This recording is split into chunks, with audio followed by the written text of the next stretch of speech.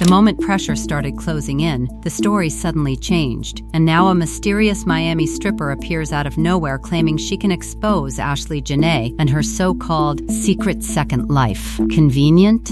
Too convenient. Because just as questions keep rising around Joe McCann and what really happened, attention is being dragged somewhere else. Away from timelines, away from reports, away from the death itself, and straight into scandal. That is where people began whispering one dangerous question. Is this truth or is this strategy? Because think about the timing. The heat grows hotter, public suspicion gets louder, and then boom, a brand new narrative lands in everyone's lap. Suddenly the conversation is no longer about what happened in Zanzibar, no longer about delays, no longer about unanswered calls, no longer about conflicting details. No, now the internet is arguing about whether Ashlee was secretly living a double life, whether she had another Instagram page, whether she worked clubs in Miami, whether she met wealthy men through nightlife. It is almost too neat, too polished, too perfectly dropped into the middle of chaos. According to the whispers, this woman claims Ashlee had a hidden account tied to stripping and service girl activity, and that the page has now vanished,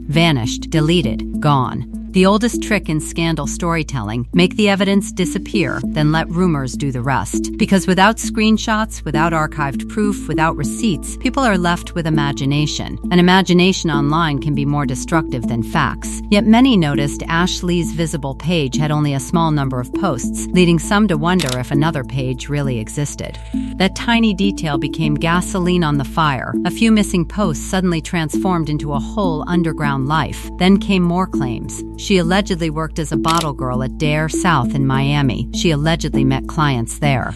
She allegedly sold a luxury lifestyle without a visible source of income. Watch how the story builds itself. Glamour, secrecy, money, mystery. It is designed to be irresistible. But the more dramatic the claims became, the more another side pushed back. Friends said she had a hair care business. Supporters said she was building something real. Others said she was simply living like many influencers do. Image first, details later. But critics kept asking where the ads were, where the products were, where the sales were, and suddenly her business became a courtroom with strangers acting as judge and jury. Then another alleged insider voice surfaced, claiming everyone in Miami already knew she used to dance, that Joe met her while she was working, that they traveled in luxury while fighting behind closed doors, that police had allegedly been called before, that power imbalance followed them everywhere. Notice the pattern? Every new voice adds just enough spice to feel believable, just enough ugliness to feel intimate, just enough detail to keep people hooked. But who are these voices? Real friends? Bitter enemies?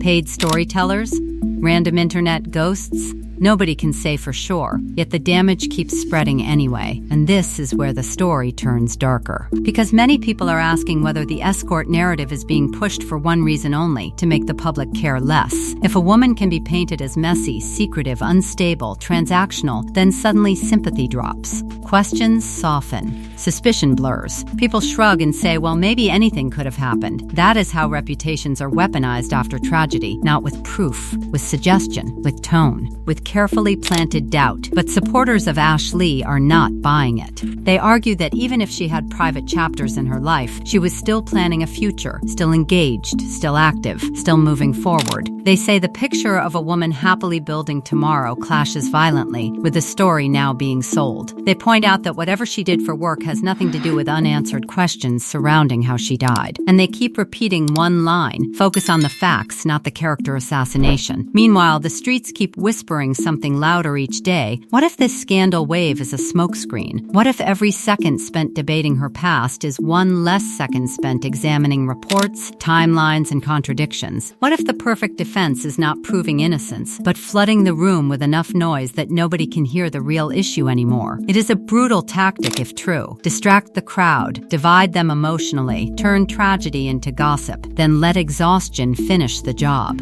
And the silence from certain corners only deepens suspicion. Why no clean clarity? Why no decisive transparency? Why does every answer seem to arrive wrapped in more confusion? Why does each new rumor feel timed to replace the last hard question? That is what has people watching this story like a crime thriller instead of a closed case. Because every time attention starts narrowing, something explosive appears to widen it again. Now the internet is split into camps. One side believes the Second Life rumors reveal the truth people were too naive to see. The other side believes those same rumors are a calculated attempt to bury what matters most. And somewhere in the middle sits a dead woman whose name has become a battlefield. Her image is being rewritten in real time while the public struggles to know what is fact, what is fiction, and what was manufactured for survival. Because if this really is a distraction, then the most dangerous part is not the rumor itself.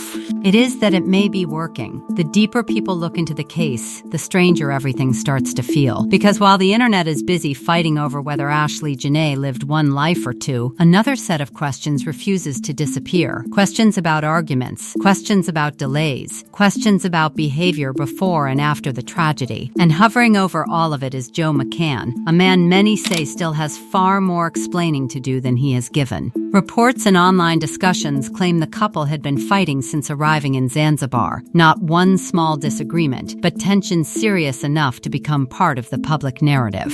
Then came allegations that he left her alone at times, that he moved separately, that things were already unstable before the final night. Whether every claim is true or not, the atmosphere painted by those stories is toxic. Distance, conflict, pressure, resentment. It is the kind of environment where people start asking what happened behind doors no one else saw. And once those questions begin, they do not go away easily. Then came the timeline that disturbed many people most. According to the family's account in the transcript, they said Joe contacted them to say Ashlee was in the hospital, but details were limited. When they asked what happened and when it happened, they were allegedly told the incident had occurred around 11 hours earlier. 11 hours. For grieving relatives, that number hit like thunder. Why so long? Why were they not informed immediately? Why did communication reportedly stop afterward? Why did the next major update come from the hotel informing them their daughter had died?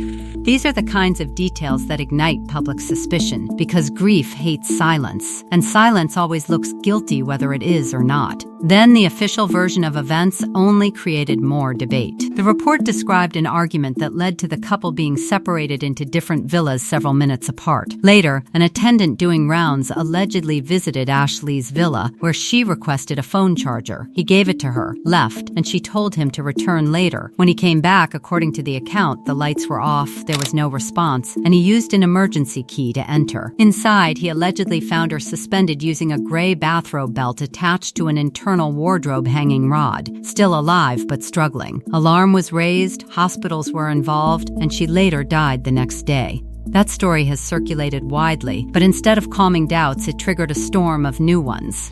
Because people immediately began dissecting every inch of it. How does someone manage that setup inside a wardrobe area? Why were the lights off? Why was there no mention of clearer surveillance evidence? Why did the attendant return after a delay? Why has the public not seen stronger supporting documentation if the explanation is so straightforward? Even people trying to stay neutral admit the sequence sounds like something missing pieces in the middle.